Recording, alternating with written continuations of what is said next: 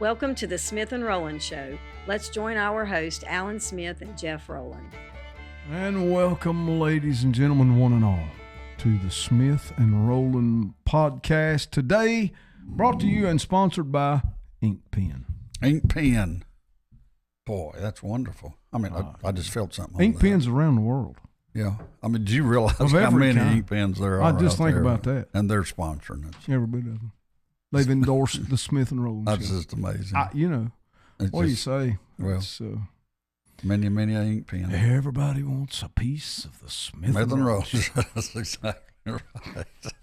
We're terrible. How are you? I'm good, Roland. How are you doing? I'm all right. Roland, I had some things didn't quite go my way yesterday. Oh, me too. Yeah. I was yeah, we knew it was coming, though. I mean, basically, they say the polls were wrong. The only thing the polls was basically wrong about is they thought that the polls showed it was going to be closer than what it actually Oh, was. my gosh, The Democrats won all of basically everything. They won everything, even down to the down ballots on some of the judges in the local lost it all. municipalities. Yeah, all of that. Yeah, it was all Democrat. But it is concerning, and we need to. Well, no, it just Talk a little means bit that about it just, it reminds me, Jeff, that, really and truly, by all biblical definitions, I thought it was gone, but it appears Sodom and Gomorrah's with us, rises again. Yeah, Babylon is with us. Babylon's with us. Did you ever think first that you would live growing up as we did? Did you ever think that our nation would ever have a professing communist? He says he's a socialist. I find very little difference in Everything he's saying communism is and socialism. yeah. But nonetheless, there is some difference. I know there is some difference between socialism and communism. But he's basically a communist. Did you ever think you'd see a communist to lead in our nation? It's just. We used to fight against it. It's just a matter of degrees, Jeff. It's first you're a socialist, and then as it progresses on in to communism. So one same, but one precedes the other. Everybody thinks socialism. Wow, and then you get into communism is just an extreme form, I guess you could say, of socialism. Yeah, that's right. Ideology. That's exactly right. But it brings up something. You and I was talking this morning about people on the far right, people on the far left, and in terms of that, I'd love for you to kind of say what you said this morning. Then I'd like to respond to it just a little bit. Yeah. What we were talking about this morning was you have what we considered moderates, were those that were in the middle. And it just so happens Donald Trump calls himself a moderate. And most everybody would disagree with that. But and then you have the right, conservative right. Then you got the conservative, and you got the right, and then you got the conservative right, and you got the far right, and then you got the left, the liberal, and then you got the far left, let's say. Usually that's thought upon as a continuum of a straight line, Jeff. You know what I'm saying? Just a horizontal line. And but what I was suggesting this morning, it's more like a globe because it goes around the globe, but it's more like a circle. Yeah. You can have, let's say at 12 o'clock, we got a moderate. As you go to the right, say you got 3 o'clock, I would call it a conservative right. 9 o'clock, I would call it a liberal, far left. Now, but as the liberal keeps getting more left and the right keeps getting more right, they both are going to run into each other at 6 o'clock. Yeah, that's right. It's more of a circle than it is a continuing straight line. You see what I'm saying? Yeah. And that's what we're finding, and you and I were talking about, well, there's not much difference in the far right and far left because you got Nick Fuentes, and what he's saying is, he thinks Hitler's cool. Yeah, and he denies the Holocaust. Yeah. And he thinks that it's okay. That's far left. It's okay to hate the Jews. Yeah. So they have what we're saying is the far progressive left and the far right have commonalities in issues. That's right. And I would say it's showing up politically and theologically. Mm-hmm. So you have this political ideology that says that the Jews are don't belong in their land, they have no right to their land and whatnot. And we've heard on the far right, the Tucker Carlsons say that Hamas and he's at least supported someone on his podcast and did not go back at it. Didn't give it any pushback at all. He didn't push back at all on what his guest was saying concerning Hamas just being freedom fighters. Mm-hmm. They wasn't terrorists. So I would say that is in support of Hamas, Hezbollah, Iran, all of that. So on the progressive left, you have the same kind of ideology working, that they're pro-Palestinian. They're saying, they're chanting from the river to the sea, all of those type things. And the argument has never been, I'll keep saying this, that the Palestinian cause is not after the land. They will just want to kill the Jews. The far right goes so far right as to say Hitler was right. Okay, so that being said, they have commonalities there. The progressive left and the far right are joined in that type of thinking. So from a political standpoint, you're in support of terrorism. I would say that theologically, when you preach replacement theology, that the church has replaced Israel, God no longer has a plan for Israel, all of the Jews are no longer God's chosen people, all of those things, I would equate that to spiritual terrorism. I think that's what it is. So there is a common theme then from the political world and the spiritual world, and both are linked by them being under a spirit of terrorism, spouting policies that's designed to produce fear, and to produce hatred, and to produce a killing, a murdering, a martyring of the Jewish people in the state of Israel. So you have that on the progressive left and the progressive right. So then in the largest city in America, you have a communist who in his victory speech said this, "I'm young." By the way, he's never had a job. I don't know if anybody knows that. He was a camp counselor. He went from camp counselor to a state legislator to now mayor of the largest city in America. So here's what he said. He said, "I'm young, I'm a Muslim, and I'm a socialist, and I'm not apologizing for those things." So, I mean, that's out there. What communism is being, I remember when back in the day when, we went to war in Vietnam to defeat communism. And then we had the Cold War with Russia. And I heard people say that after that, don't get too far out, because communism is just cloaked. It's just went underground. It's going to come back. Well, here it's coming back. It's coming back in the name of democratic socialism, to which Bernie Sanders claims to be, AOC claims to be.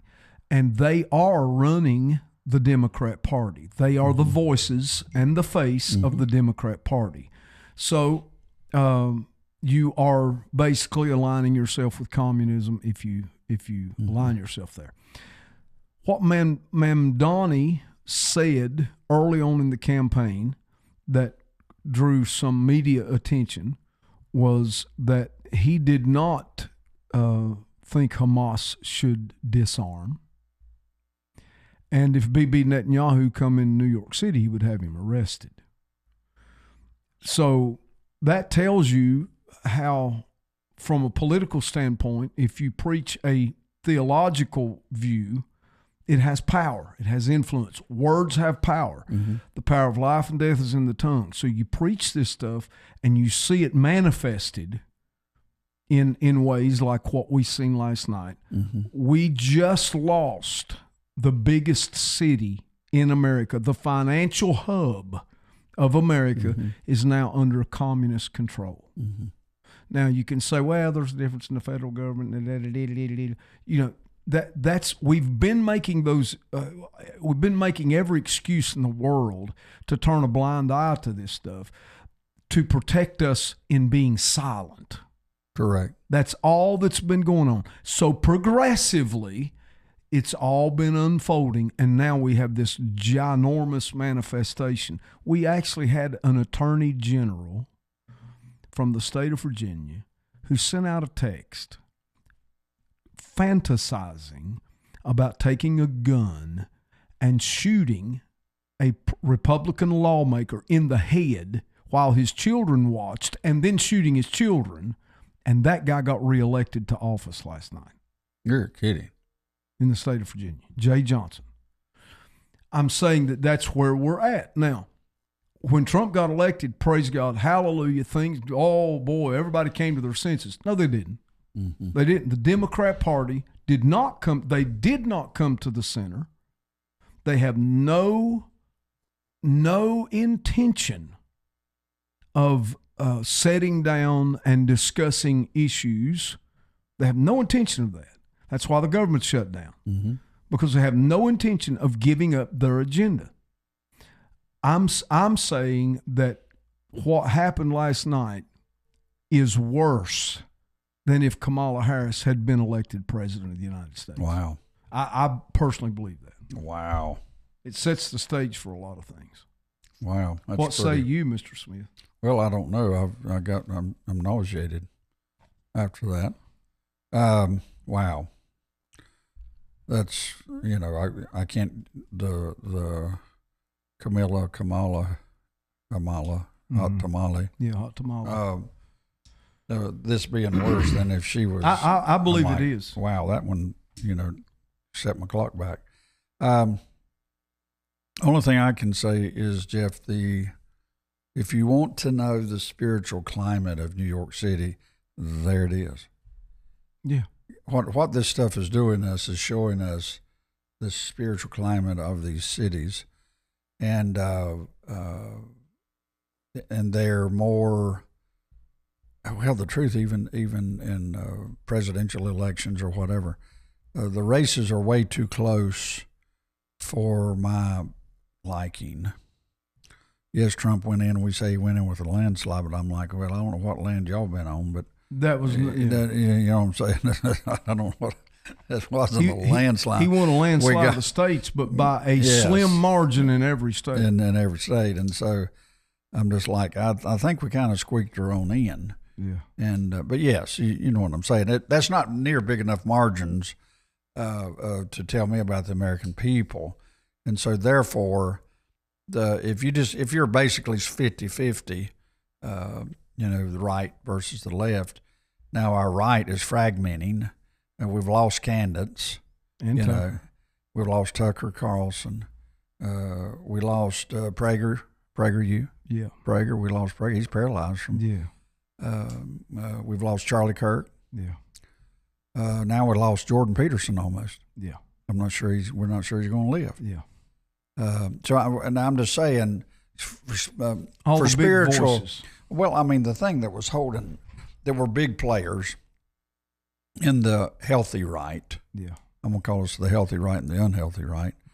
What was holding the healthy right together, we've lost 6 major players.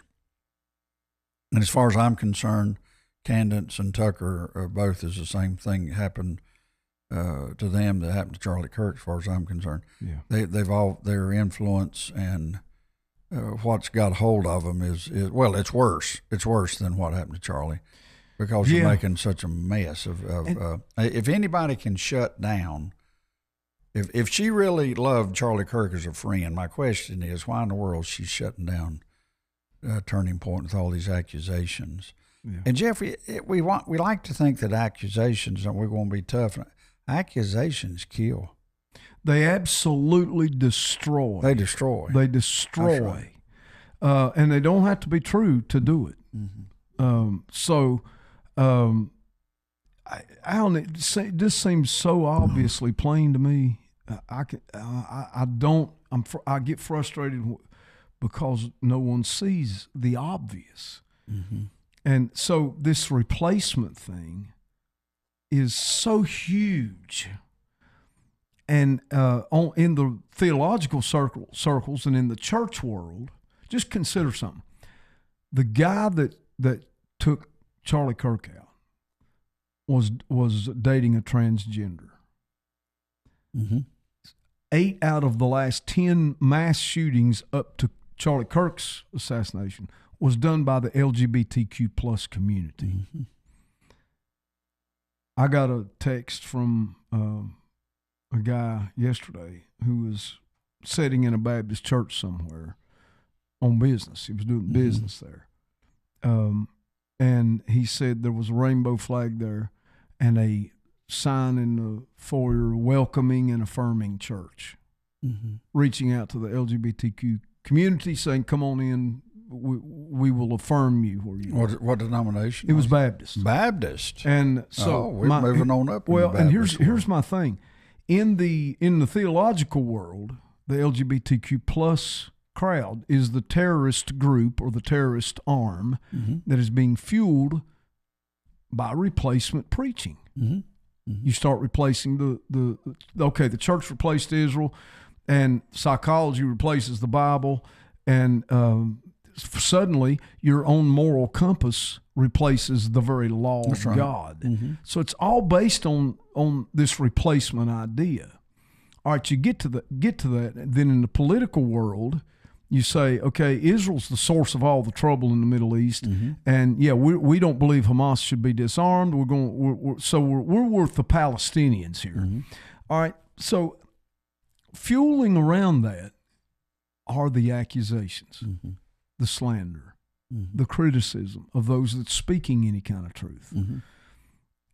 And the slander and the accusations and the criticism has a cumulative effect.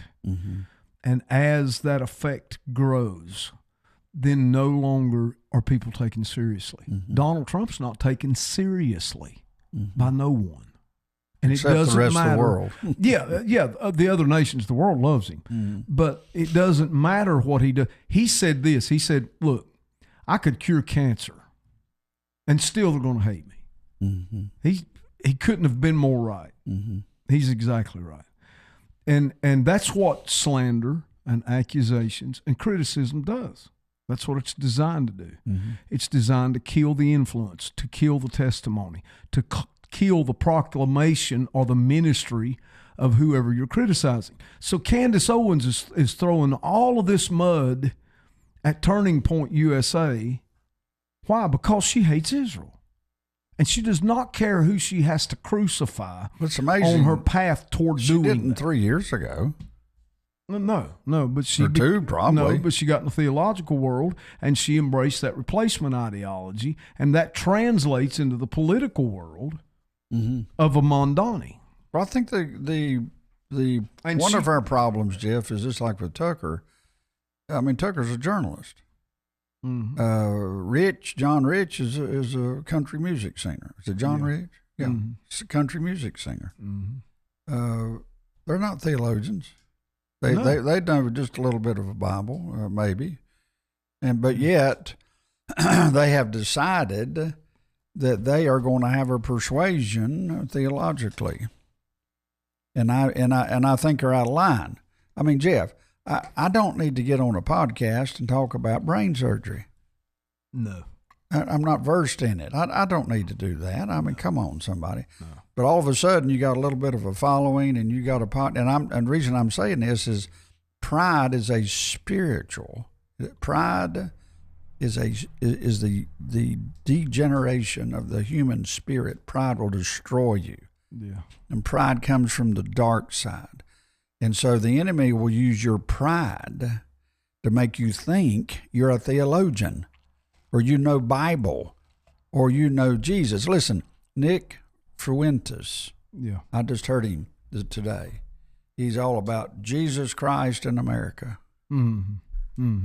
Or so he says, I'm sorry, that's a false prophet. Yeah, it's false. Because nothing in his life has any of the fruit That's right. of a Christian. That's right. Now, all of these people, for some reason, they think it's cool to say you're Christian. The only problem is you got to have the fruit of a Christian. And so many of these people that are declaring it. Now, the far right, I mean, it's it continually, all I can see is wolf in sheep's clothing. Yeah. And I think we're getting real live, on time, live. You know, a lot of people have slandered others with being a false prophet or being a wolf in sheep's clothing or whatever. I think we got some real ones now. Yeah, we finally reached the point of real manifestation of true warfare. I think there's no doubt about that part. No doubt. And I think weakness behind the pulpit will continuously fuel and feed into this as we go. Weak stands among real believers, or at least real professing believers. But, you know, Alan, there's all kinds of elements of discussion we can go off. Of course. The wheat and the tare thing and all of the stuff that you can say. But our basic topic is the elections. We'll talk about the elections, but in terms of that, I don't understand why. I guarantee you, if someone asked Tucker Carlson or Candace Owens today, right now, are you for Mamdani? They'd say no. They'd say absolutely not. They'd laugh about that and say absolutely not. But they have no idea how connected they are to the very issues that motivates this. Okay? Number one, Mamdani is a Muslim. Now, everybody in the center right saying, oh, leave that alone. Just leave that part alone. Okay, I'll leave that part alone, even though I think that in America, there should not be a Muslim that is anti-Semitic. I don't see how he can be a leader in this democratic constitutional republic that we have, even in a state. I just don't see how that can happen. So we have this big influx of the Muslim faith in America, simply based on the fact we've had open borders so long that we've invited that in. Okay, cool. Let's bring them in because you've talked before. I believe the founders was in support of freedom of religion because they knew the power of the gospel was greater than any other power. However, we have basically said, let's invite in a bunch of false teachers and bring them in. To think that Mamdani is not going to function or govern in New York City, to think he's not going to govern out of his Muslim faith is completely insane. So we have these densely populated cities, New York, Los Angeles, Seattle, Portland, these densely populated cities that eventually they're going to run the nation. And that they're filled with progressive left and far right-leaning lunatics. You used the L word. And yeah, they're lunatics. I mean, if Tucker Carlson can call me a heretic, I think I ought to be allowed to call him a lunatic. A tick's a tick. A tick's a tick. I mean, same. We got one of our famous listeners that doesn't like us calling people lunatics. Yeah. Well, oh, there you go. It's been said. This article was written prior to the election, but it talks about Generation Zohran and says, how does a 33-year-old lifelong do nothing, a person who has never held a real job, never suffered a true challenge, been handed everything on a silver platter, turn into a mayoral front runner in New York City now that we know he won the race? How does a self-described socialist who despises capitalism become the leading candidate for the mayor's office of the world's financial capital? How does a man who nods at globalize the intifada and refuses to say Hamas should disarm, all while complaining that the real victim of 9/11 was a distant relative who was allegedly given an ugly stare by a fellow subway rider, become the most likely next mayor of the city in which 9/11 occurred? The answer is simple and obvious. Zohran Mamdani represents a solid movement within Generation Z. In the latest Suffolk poll, which has Mamdani leading, former New York Governor Andrew Cuomo, 44% to 34%, and Avery gave us the stats on what the vote tally actually came out to be. Mamdani trails among voters aged 45 and up. He runs ahead 23 points among those aged 35 to 44. Wow. But among voters aged 18 to 34, Mamdani runs ahead by an astonishing 61 points, and that's about and that's who Charlie Kirk was speaking into. Yeah. Says that isn't a coincidence. It's a reality. It's not. So can we just pause to say this? So we have this revival going on. Mm-hmm. But those that are not touched by the revival, this is what they're flocking to. Right. What does that tell us about the means of this warfare? Think about this for a minute.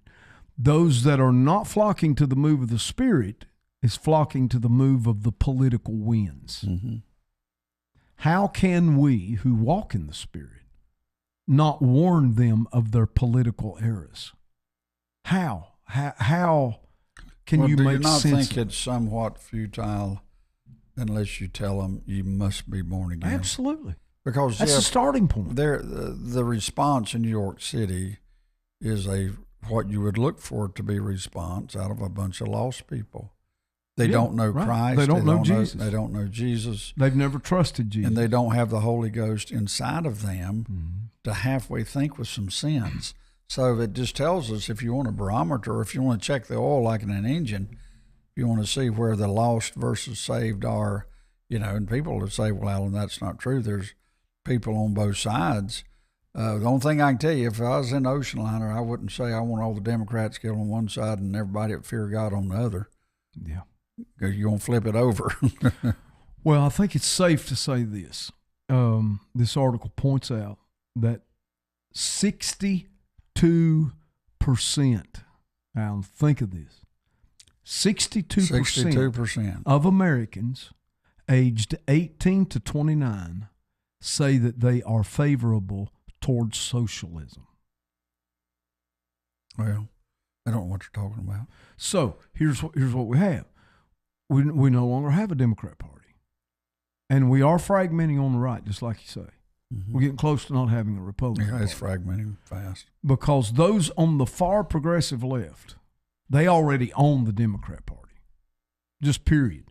Chuck Schumer and some of the aged Democrats that used to be classic Democrats are bowing to the pressure of those on the progressive left. There's too much evidence of that. I can't believe it. If the right fragments to the point that the Republican sane people bow to the lunacy of those on the far right, we're going to lose the Republican Party. And we're going to be down to a socialistic form of government that will replace capitalism, and we will have no Constitution left. Mm-hmm. Yeah, that's right.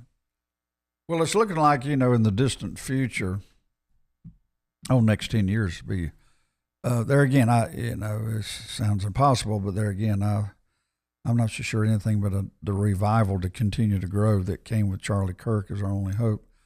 Unless you be born again, if you try to deal with people based on their soul and their mind and the reason of the human mind without people being born again, if you're going to invest dollars to try to change this country, how do you do it? You must be born again. I can't get away from it, Jeff. I mean, if you're trying to talk people, okay, I'm going to talk you into something, okay? I'm going to give you free transportation, free groceries, and a place to live, and you won't have to work. Versus, okay, I'm going to give you an opportunity. I'm going to give you a job, an opportunity of a job. You're going to have to work 5 days a week, 40 hours a week or whatever. I'm going to give you good pay. I'm going to give you health insurance, good benefits and all that. Which one do you think people's going to choose? Oh, yeah, they're going to choose the free stuff. They're going to choose the free stuff. So my point is, I know it's very simplistic, but my point is we're dealing with the fallen nature of man, of Without humanity. doubt. Water runs downhill. The least resistance is where most humans run to. Yeah. The only thing that keeps you from running there is the Holy Spirit within you that gives you a certain amount of integrity, a certain amount of conviction, a certain amount of let's do what's right ideology. And without that, I think it's totally hopeless. So to me, the church is our only hope. Yeah. Now, It Jeff, basically is. the church is our only hope. Now, anybody knows, let's take our CIA. We know that it's been compromised. We know it's been infiltrated. But now there's good people there. Yeah, absolutely. But there's also, we got a bunch of moles there. It's been compromised. So's the FBI. So is the FBI. So's the IRS. So is the IRS. Yeah. And so is the American church. Without a doubt. There's no doubt. Eric Metaxas came out with a book, which I recommend everybody to read it. We both do. It was a letter to the American church. You remember that book? Oh, yeah. And I think they made a movie out of it also. And I think we'll have Eric Metaxas on the podcast here one of these days. I hope so.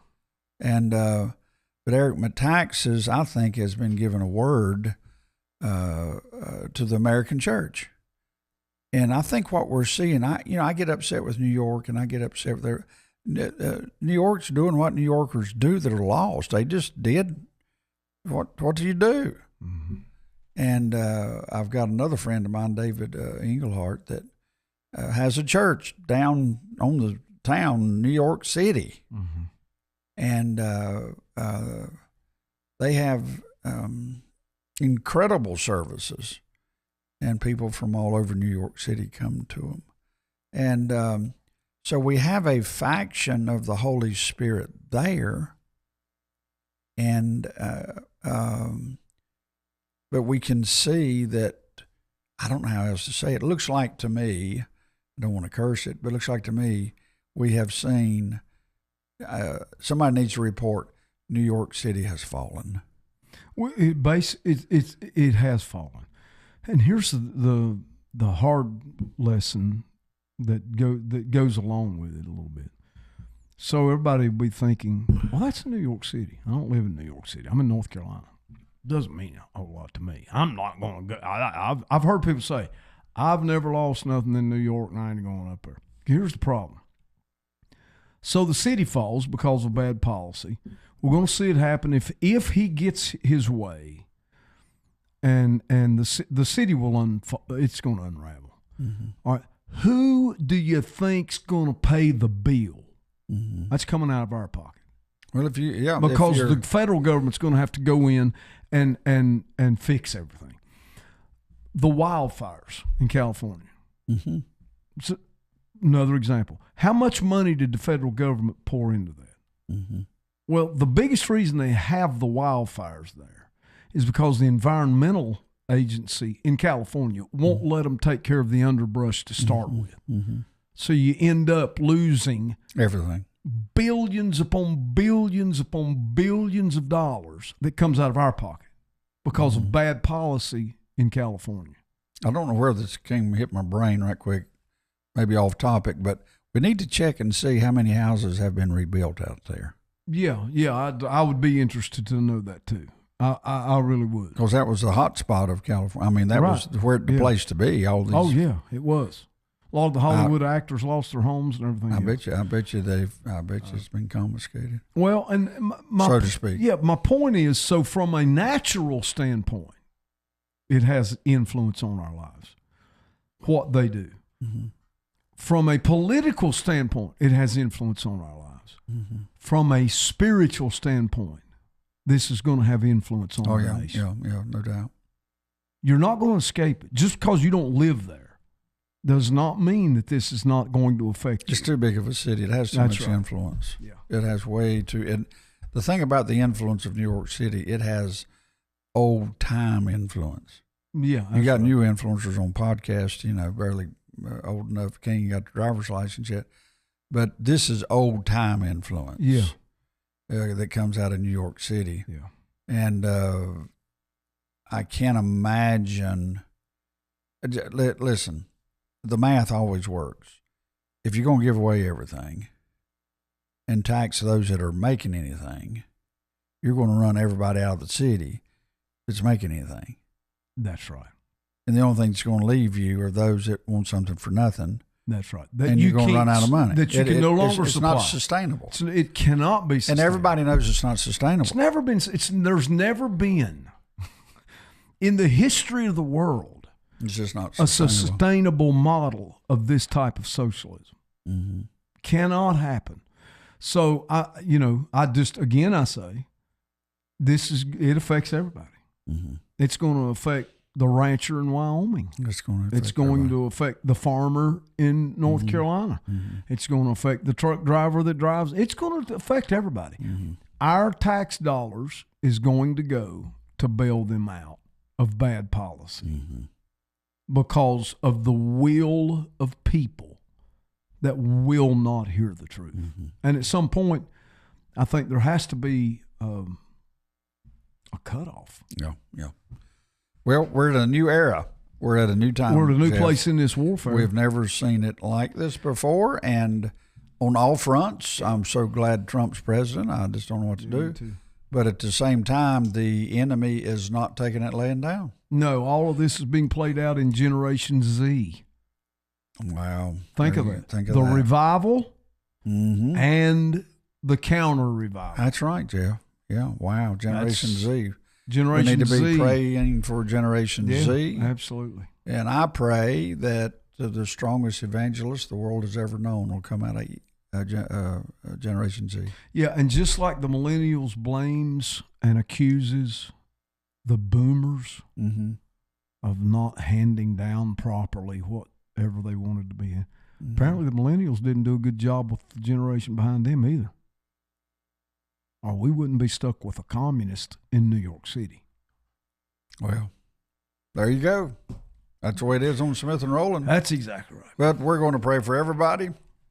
And I don't know, for some reason I'm mourning for New York City. I just feel and the state of Virginia. And the state of Virginia. Yeah. It's like I'm in mourning. I'm really trying to be a little upbeat about it, but I just discovered right here on the Smith and Rowland show that Smith is in mourning. It's just because you've been around me. Go ahead and accuse me. I'm mourned right on up with you. That's right. There you go, big shoulders. Yeah. All right, Rolly.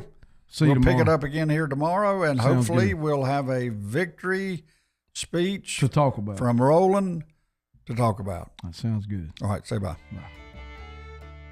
Thank you for joining today's Smith and Rowland Show. You can check out our website at kingdompropheticsociety.org and our daily unplugged podcast at smithandrowlandshow.podbean.com. You can also join us on Amazon, Apple, or Spotify.